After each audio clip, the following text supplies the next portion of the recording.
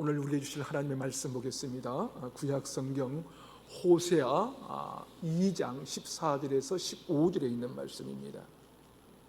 호세아서 2장 14절에서 15절에 있는 말씀.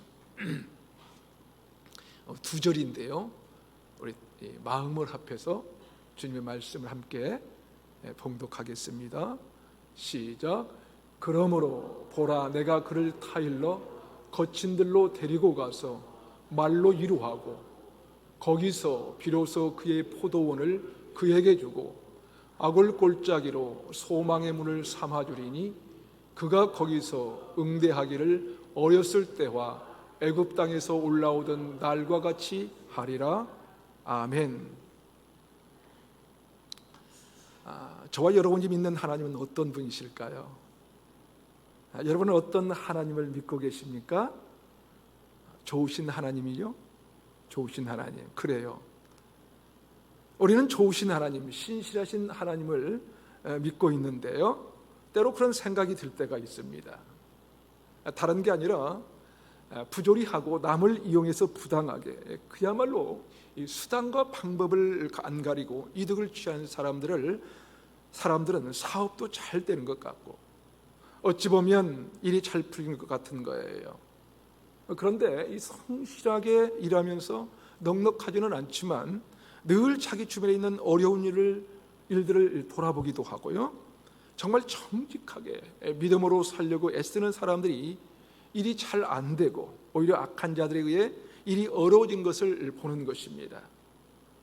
그럴 때면 저 역시 참 마음이 어려워집니다. 왜일까요? 왜 그런 일이 일어나는 것일까? 왜 하나님은 믿음으로 살려고 애를 쓰는 착한 사람들을 오히려 이용하는 악한 사람들을 그냥 내버려 두시는 것일까? 생각이 드는 것이지요. 더욱이 요즘 많은 사람들이, 특별히 믿음의 사람들이 참으로 어려운 시간을 보내고 있는 것을 보면서 하나님께 절박하게 호소하게 되는데요, 엊그제도 중소기업을 하시는 한 장로님과 긴 대화를 나누면서 참 어려운 시기를 지나고 계시는 것을 듣게 되었어요. 막다른 골목길에서 손발이 다 묶여있는 그런 상황이더라고요. 정말 죽음 같은 아골골짜기를 지나고 있는 그런 상황이었는데요, 그럼에도 불구하고 이 하나님만 바라본다는 믿음의 고백을 하시더라고요. 제가 들어봐도 하나님이 이번만 잘 통과하게 하시면 정말 눈앞이 보이는 길이 환한데 하는 마음이 강하게 일어나면서 우리가 믿는 하나님이 어떤 분이신지를 다시 한번 깨닫게 하시고 또 그 하나님을 바라보며 함께 기도하게 하셨습니다. 여러분, 하나님은 어떤 분이시냐면요, 특별히 오늘 보면 호세아 2장 15절에는 이런 말씀이 있습니다. 아골 골짜기로 소망의 문을 삼아주리니. 이 말씀을 읽다가 그런 생각이 들었습니다. 아골 골짜기와 소망의 문은 전혀 다른 이 반대 개념이라는 생각이 드는데, 아골 골짜기로 이 소망의 문을 삼아주시는 것은 무슨 뜻일까? 그런데요, 그런 마음을 주셨어요. 그렇지. 하나님께는 아골 골짜기나 소망의 문이나 똑같은 것이지 하는 생각이 드는 거예요. 왜냐하면 하나님께서는 죽음의 골짜기든지 아골 골짜기든지 그것은 아무것도 아니거든요. 어느 순간 아골 골짜기를 이 소망의 문으로 바꾸실 수 있는 분이기 때문입니다. 그러게 우리가 아무리 아골 골짜기 같은 이 고난의 순간을 만나도 염려할 것 없지 않겠습니까? 하나님이 바꾸시려면 순간 소망의 문으로 바꾸실 수 있기 때문입니다. 또 반대로 생각해 보면요, 지금 내가 정말 꿈 같은 시간을 멋지게 산다고 너무 좋아할 것도 없어요. 그것도 하나님이 바꾸시려면 순간 아골 골짜기로 바꾸실 수 있거든요. 그러니까 결국 우리 인생의 주인공은 내가 아니라 하나님이라는 것이죠. 다시 말해서 그 하나님이 내 인생의 주인이라면 우리 그리스도인들은 아골 골짜기가 문제가 될 것이 없다는 것입니다. 여호수아 7장에 보면 여호수아가 이끄시는 그 이스라엘 백성들이 여리고성을 정복하지요. 여울성을 철목하고 노력한 물건 중에 이 아간이라고 하는 자가 에투 한 벌과 은 200세겔 그리고 50세겔 되는 이 금덩이를 보고 탐이 나서 가져가 버리는데요. 그러니까 하나님께 온전히 바친 물건을 아간이라고 하는 자가 가져가 버리는 이 범죄를 저지른 거예요. 아간의 범죄로 인해서 그에게 속한 모든 가족들이 악을 골짜기로 끌려가 죽음을 당하고 모든 소유물까지 불태워버릴 수밖에 없는 그런 상황이 되죠.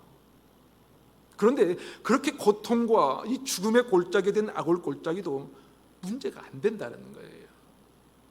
왜냐하면 모든 것이 불타버려서 재 같은 인생이 되어도 하나님이 바꾸시면 아름다운 이 꽃으로 관을 씌우실 수 있기 때문에 그렇습니다.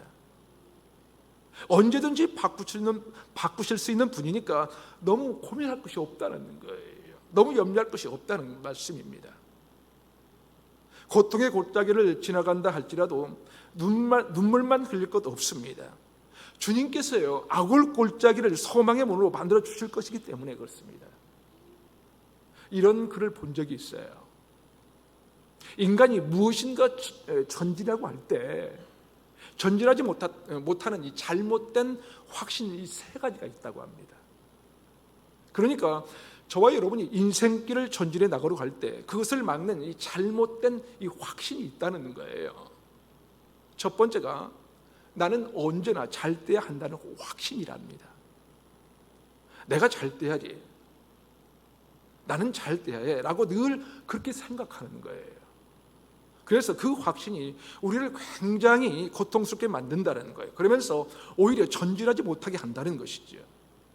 여러분, 언제든지 항상 잘 될 수만은 없지 않겠습니까? 그렇지 않나요? 특별히 우리 그리스도인들은요 혹 잘 안 된다고 해도 괜찮아요.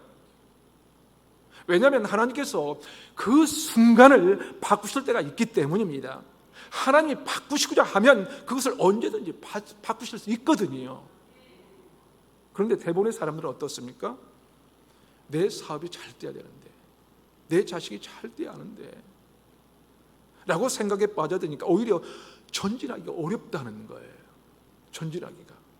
왜냐하면 잘 돼야 한다는 생각에 빠져 있으니까 조금만 어려움이 닥치면 잘 안 되면 그것을 이길 수가 없다는 것이에요. 두 번째 잘못된 확신은 남들이 나에게 대우를 잘해야 한다는 확신입니다. 그런데 대부분 어떻습니까? 나는 잘했는데 상대방이 못하는 거예요. 상대방이. 그러면 너무 억울한 거예요. 내가 그 사람한테 잘했으니까 그 사람도 나한테 잘해야 되는데 그렇지 않으면 억울한 것이지요. 억울한 거예요. 남편이 나한테 잘해야 되는데 못한다는 거예요. 가장이 내가 이렇게 밤낮 없이 수고하면 아내가 남편에게 잘해야 되는데 그렇지 않다는 거예요. 자식을 위해서 그렇게 수고하고 눈물과 땀으로 키워졌으면 자식들이 부모에게 잘해야 되는데 아니라는 것이지요. 우리가 부모님께 이렇게 잘 효도하고 있는데 부모님은 자식인 나를 그렇게 대우해 주지 않는다는 것입니다. 여러분, 우리가 잘한다고, 내가 잘한다고 상대방이 다 잘하나요? 그런가요? 아니에요.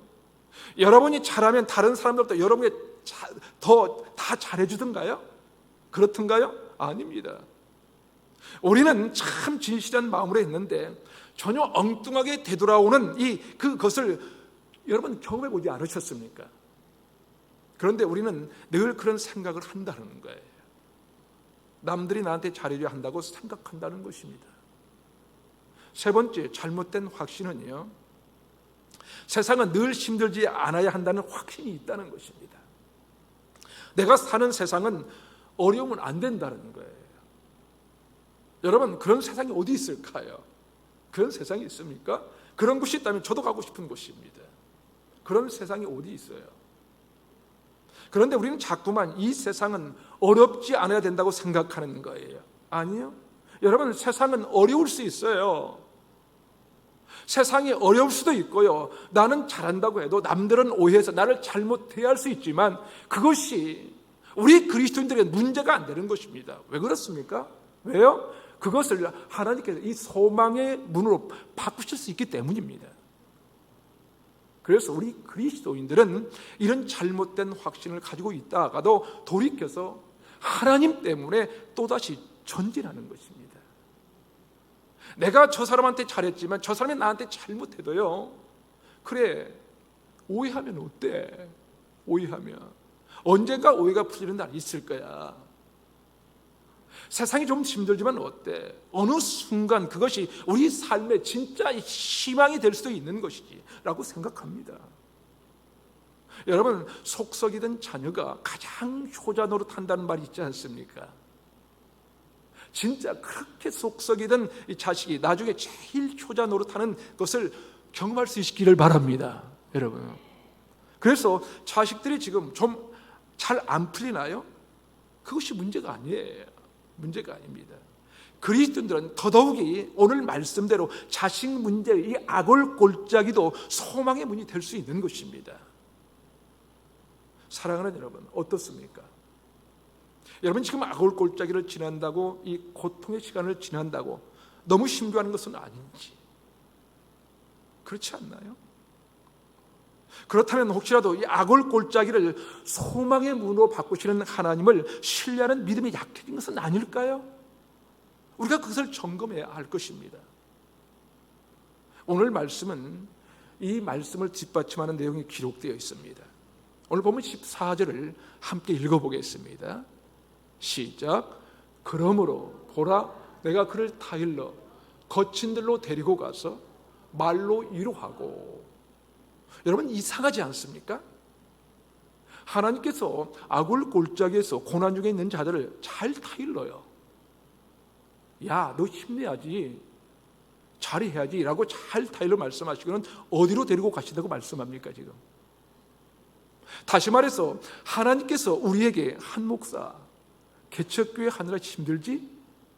힘내야지, 내가 너와 함께 할 거야. 그리고는 우리를 거친 들로 데리고 가신다는 거예요. 여러분, 여기서 거친들, 이 거친들이 뭐냐면요, 원어 그대로는 광야입니다. 광야. 히브리어로 미드바르라는 이 단어인데요. 그러니까 하나님이 우리를 잘 타일러서 어디로 데리고 가시냐면요, 광야로 데리고 가신다는 거예요. 이해가 되십니까? 말도 안 되는 것이지요. 말이 안 돼요.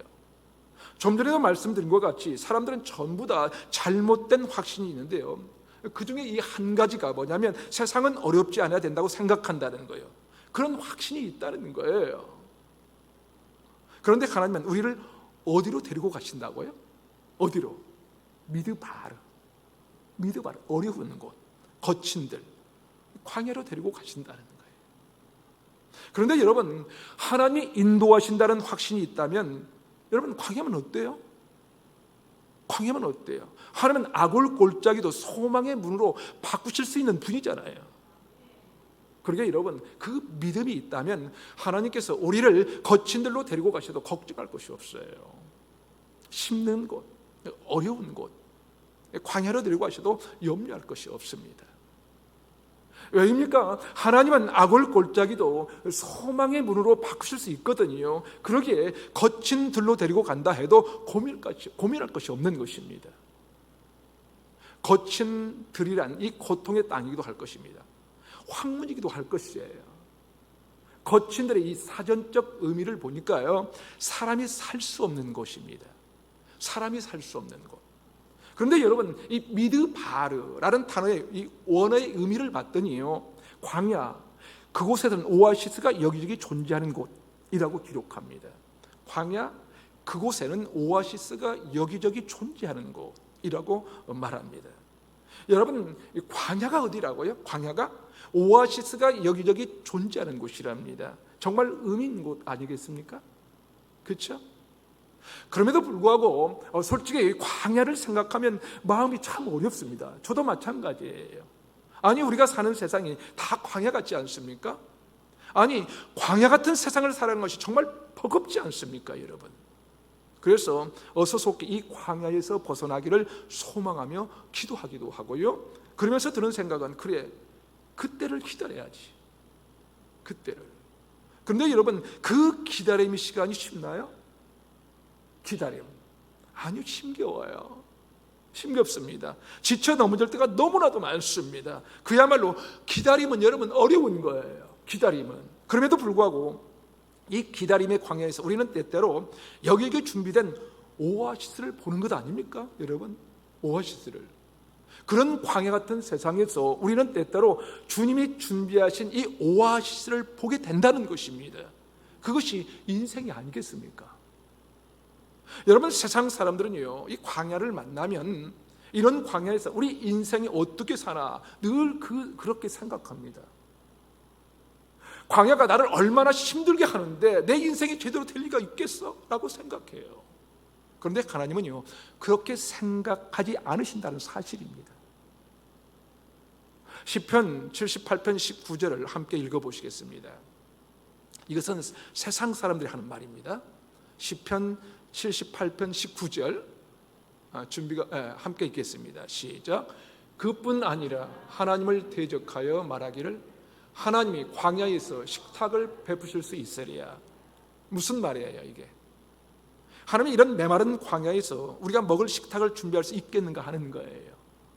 다시 말해서 우리가 이렇게 어려운데 무슨 문제가 해결되기나 하겠는가 하는 것입니다. 지금 내가 한두 번 부르짖어 기도한 것도 아니고 내가 그렇게 부르짖어 기도해도 응답이 없는데 될 리가 있겠는가 하는 거예요 지금. 그리고 이어지는 시편 78편 20절은 이렇게 기록합니다. 보라, 그가 반석을 쳐서 물을 내시니 시내가 넘쳤으나 그가 능히 떡도 주시며 자기 백성을 위하여 고기도 예비하시랴 하였도다. 광야 생활에서 어떻게 떡도 주시고 고기도 주실 수 있겠는가 하는 거예요 지금. 그렇게 할 수 없다는 것입니다. 다시 말해서 광야에서 반석을 쳐서 물을 내셨는데 그렇다고 떡도 주시고 고기도 주실 수 있겠는가 하는 것입니다. 그럴 수 없지 않겠는가 하는 거예요 지금. 그런데 여러분, 시편 78편 23절부터 25절을 보면 이렇게 기록합니다. 시편 78편 23절에서 25절을 함께 읽어보겠습니다. 시작. 그러나 그가 위의 궁창을 명령하시며 하늘문을 여시고 그들에게 만나를 비같이 내려 먹이시며 하늘 양식을 그들에게 주셨나니 사람이 힘센 자의 떡을 먹었으며 그가 음식을 그들에게 충족히 주셨도다. 여러분, 세상 사람들은요, 하나님이 그럴 리가 있겠는가 하는 거예요. 광야에서 무슨 인생의 풍성한 삶이 있겠는가 하는 것이죠. 이렇게 힘든데 우리가 어떻게 잘 살 수 있겠는가 하는 것입니다. 광야에서 어쩌면 그것이 정상인 것 같아요. 그런데 하나님께서 광야에서 어떻게 하셨다고요? 하늘문을 여신다는 거예요. 하늘문을 활짝 여시고 비를 쏟아붓듯이 만나를 내려주시고 메추리알을 불러주셨다는 거예요. 그렇다면 여러분, 하나님께서 우리를 거친 들로 데리고 가시는 것도 별로 문제가 될 것이 없다는 것입니다. 여러분, 그리스 로마 사람들이요, 당시 그들이 하나님을 믿지 않았음에도 불구하고 무슨 생각을 했냐면요, 이 광야란 신의 계시를 기다리는 곳이라고 이해했다고 합니다. 그들은 하나님을 믿지 않았어요. 하나님을 믿지 않고 하나님을 몰랐는데요, 그런 사람들이 하는 말이 신의 계시를 기다리는 곳이 광야라는 거예요. 히브리어 미드바라는 단어가, 다시 말해서 이 광야라는 단어는요, 이 다바라는 이 단어와 연결되어 있습니다. 이 다바르는 무슨 뜻이냐면 말씀 혹은 말씀하신다라는 뜻이에요. 누가 말씀하신다는 거예요? 하나님이 말씀하신다는 거예요. 어디에서 말씀하시냐면 광야에서 말씀하신다는 것입니다. 내가 하늘문을 열어 만나를 피같이 내려줄게, 동풍을 불어서 메추라기를 불러올게, 걱정하지 마라는 거예요. 말씀하신다는 거예요. 그렇습니다. 여러분, 광야는 하나님 말씀하시는 곳입니다. 말씀하시는 곳.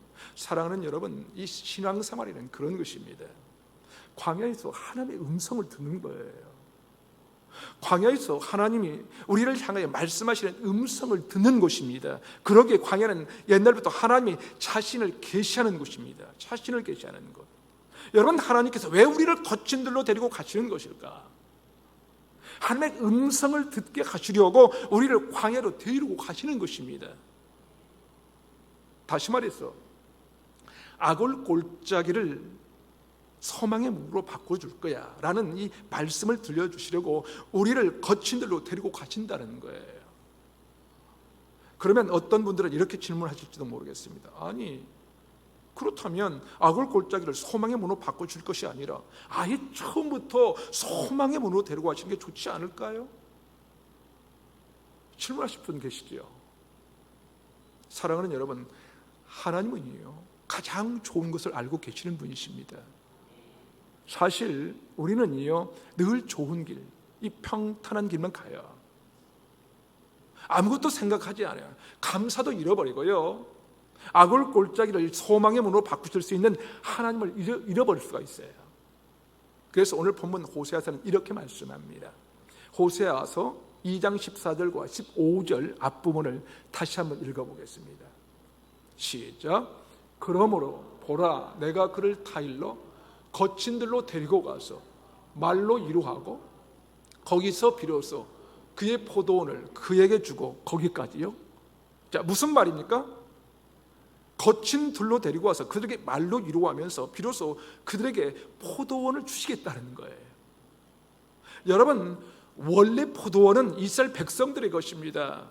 그런데 비로소 그것을 하나님께서 다시 뭐라고요? 그들에게 주시겠다는 거예요. 이게 무슨 말인지 이해가 되십니까, 여러분? 이해가 돼요?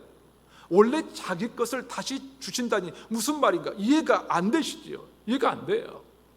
여러분, 이스라엘 백성들에게 가장 중요한 것을 꼽으라고 한다면 그것은 포도나무와 감람나무입니다. 그들에게는 이 포도나무는 이 포도 열매를 주셨는데 그것은 그들에게 이 삶의 기쁨을 주는 것이라고 생각했어요. 그래서 이 포도나무는 이 기쁨을 상징하는 중요한 것이었습니다. 그리고 감람나무는 기름을 주는 거예요. 기름. 그 기름은 이 풍성함의 대표적인 이 단어이고요. 이 기름으로 많은 불을 얻어서 그것으로 물건을 구할 수 있었습니다. 그러니까 감람류를 팔아서 필요한 물건을 다 구할 수 있었다는 것이죠. 다시 말하면 이스라엘 백성들에게 이 포도원이란 기쁨을 주는 거예요. 그런데 이 포도원을 다시 준다는 것은 무슨 말이냐면요, 포도원을 통하여 이 기쁨을 누리고 살아야 하는데 이스라엘 백성들이 그동안 기쁨을 다 잃어버리고 살았다는 거예요. 누리고 있는데도 누리는지도 모르고 감사할 줄도 모르고 사는 거예요. 기쁨의 찬송을 부를 줄도 몰랐어요. 그러니까 포도원을 다시 준다는 것은 그런 그들에게 기쁨을 회복시켜 주시겠다는 거예요. 군대 갔다 온 남자분들은 잘 아실 텐데요, 군대에서 밑에 있는 사람들에게 잘해주면 고마운 줄을 몰라요. 고마운 줄을 몰라요. 오히려 기어 오르려고 하고 경우가 많죠. 기어 올라요. 이게 인간이에요. 인간. 그렇다면 우리는 어떻습니까? 우리는 늘 잘 지내고 잘 살면요 고마운 줄을 몰라요. 감사한 줄을 몰라요. 감사를 잊어버려요. 이게 바로 인간이에요. 인간. 이스라엘 백성들이 그랬다는 거예요. 이스라엘 백성들에게 기쁨의 포도원이 있는데 그 포도원이 감사와 감격과 기쁨을 주지 않은 거예요. 그런데 주님 뭐라고 하십니까? 그런 그들을 거친 들로 데리고 가셔서 뭐라고요? 거친 들의 삶을 통하여 그들의 마음에 다시 한번 위로의 말씀을 전하면서 그때 포도원을 다시 주시겠다는 것입니다. 사랑하는 여러분, 지금 저와 여러분이 이렇게 주의 전에 예배드리면서 함께 말씀을 들을 수 있는 것이 감사 아닌가요? 감사예요. 감사. 세상을 살아가는 우리에게 힘든 일이 없다고 어찌 말할 수 있겠습니까? 힘든 일 없는 사람이 어디 있겠어요, 여러분? 사실 어느 누구라도 힘든 일 없는 사람이 어디 있겠어요, 여러분? 그러나 그런 중에도 이만큼 살 수 있다는 것이 얼마나 감사합니까? 얼마나 감사해요. 그것을 잃어버린 사람에게 하나님께서 기쁨의 포도원을 다시 주시겠다는 것입니다. 다시 말하면 기쁨을 빼앗겼다가 기쁨이 되돌아오는 것입니다. 감사를 잃어버렸는데 감사가 회복이 되는 것입니다. 찬송이 사라졌는데 내 심령 깊은 곳에서 찬송이 다시 회복이 되는 거예요. 여러분, 그것보다 더 좋은 것이 있을까요? 있나요? 그 기쁨은 광야 생활을 경험해 보지 않으면 알 수 없다는 것입니다. 좋은 것만 계속 누리면 좋은 것을 좋은 줄 모른다는 거예요. 그러게 하나님은요, 우리에게 가장 좋은 것을 주시는 분이십니다. 우리에게 가장 좋은 것이 무엇인지 알고 계시는 분이세요. 우리는 조금만 어려워지고 힘들어지면 어떻습니까? 사실 그동안 좋은 날도 많았었는데 어려움이 닥치면 어떻게 해요, 여러분? 왜 나만 이러는 거예요? 왜 나만 이러는 거예요? 우리 집안꼴은 늘 왜 이런 거야? 왜 이런 거야? 하나님, 제가 그동안 얼마나 섬김을 하시는데 왜 이러시는 거예요? 왜 나를 거친 들로 데리고 가시는 것입니까? 그러지는 않으십니까, 여러분? 사랑하는 여러분, 혹시라도요 기쁨을 잃어버리셨다면, 감사가 사라졌다면 하나님께서 다시 포도원을 주셔서 그 기쁨을 회복하는 은혜가 있기를 바랍니다. 결론적으로 하나님은 우리에게 말씀합니다. 아골 골짜기를 이 소망의 문으로 삼아주겠다. 여러분, 그런데 하나님은 하필이면 왜 이 아골 골짜기를 소망으로 삼아주겠다고 하지 않고 소망의 문으로 삼아주겠다고 하신 것일까? 여러분, 문이란 무엇입니까, 여러분? 문이 뭐예요? 어떤 장소로 들어가는 것이죠. 어떤 장소로 들어가는 것. 그러니까 아골 골짜기가 당장 소망이 되게 해주시면 좋을 텐데 그것이 아니라 소망의 문으로 들어가게 해주겠다는 거예요. 다시 말하면 우리는 아골 골짜기를 지날 때 어떻게 생각하냐면요, 이것이 소망으로 가는 문이라고 생각해야 된다는 거예요. 소망의 문으로. 이 아골 골짜기는 소망으로 가는 문이야. 그래서 이것이 통과하면 뭐가 있어요? 뭐가 있어? 소망이 있다는 거예요. 소망이. 다시 말해서 아골 골짜기를 잘 통과하면 소망이 있다는 것을 알아야 한다는 것입니다. 그러니까 아골 골짜기를 지날 때 소망으로 가는 문을 통과하고 있구나 생각하는 거예요. 아멘. 여러분이 어려움을 만날 때 그 어려움이, 아골 골짜기는 소망으로 가는 이 문을 통과하고 있다는 것입니다. 여러분, 사랑하는 여러분, 지금 혹시라도 고통의 아골 골짜기를 지나고 있습니까? 그렇다면 여러분은 지금 소망으로 가는 문을 통과하고 있다는 것을 기억하시기 바랍니다. 그런데 우리는 아골 골짜기가 당장 소망이 안 보이면 낙심합니다. 낙심해. 아닙니다. 우리는 아골 골짜기를 지날 때 소망으로 가고 있다는 사실을 잊지 마십시오. 세상 사람들은 죽음의 골짜기, 아골 골짜기를 갈 때마다 눈물을 흘릴지 모르지만 우리는 소망을 품기 시작합니다. 소망을 품기 시작하는 거예요. 아골 골짜기를 지나는데 우리 안에 소망이 생기는 거예요. 소망이. 왜냐하면 거친들 이 광야에는 하나님께서 준비해 놓으신 오아시스가 여기 있을 것이기 때문에 그래요. 우리는 그곳에서 하나님의 메시지를 들을 수 있기 때문입니다. 그러기에 우리에게 광야는 더 이상 광야가 아닌 것입니다. 광야가 아니에요. 하나님께서 우리에게 식탁을 베푸실 곳입니다. 식탁을 베푸실 곳. 헬런 켈러가 이런 얘기를 했습니다. 눈이 먼 것보다 더 나쁜 것은 앞을 보면서도 미래를 보지 못하는 것이다. 여러분, 눈이 멀다는 것은 얼마나 답답한 일입니까, 여러분? 얼마나 답답해요. 볼 수 없다는 것이 얼마나 고통스러운 일이에요. 얼마나 고통스럽습니까? 그런데 그렇게 눈이 먼 것보다 더 나쁜 것이 있는데 그것은 눈을 뜨고 앞을 보면서도 미래를 보지 못한다는 거예요. 눈을 뜨고 앞을 보면서 아골 골짜기밖에 못 보는 거예요. 아골 골짜기밖에. 그러나 여러분, 우리는 아골 골짜기를 보면서 소망의 문을 보는 것입니다. 우리는 아골 골짜기를 보면서 하나님의 그 미래를 보는 거예요. 미래를 보는 것입니다. 바로 그런 인생이 우리 믿음의 사람들의 인생 아니겠습니까? 순례자의 길, 이 믿음의 여정을 걸어가는 신앙이 된 인생길입니다. 우리는 눈을 뜨고 험한 세상, 이 광야 같은 이 아골 골짜기를 보고 있지만 아골 골짜기만 보는 것이 아니라 하나님의 미래를 보는 것입니다.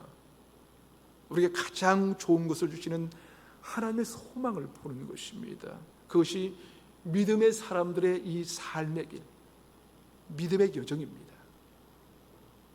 존 F 케네디가 그런 말을 했습니다. 편안한 삶을 소망하지 말고 그것을 넘어설 수 있는 강인함을 꿈꾸는 인생이 되라. 편안한 삶을 소망하지 말고 그것을 넘어설 수 있는 강인함을 꿈꾸는 인생이 되라. 사랑하는 여러분, 우리가 너무 편안한 삶만 원하지 말고요, 지금 우리가 아굴골짜기를 지날지라도 하나님이 주시는 이 포도원의 이 소망을 바라봅시다. 그렇게 이 소망의 문을 잘 통과하여 기쁨을 회복하고 삶이 회복되는 저와 여러분의 인생이 되시기를 주님의 이름으로 축원합니다. 아멘.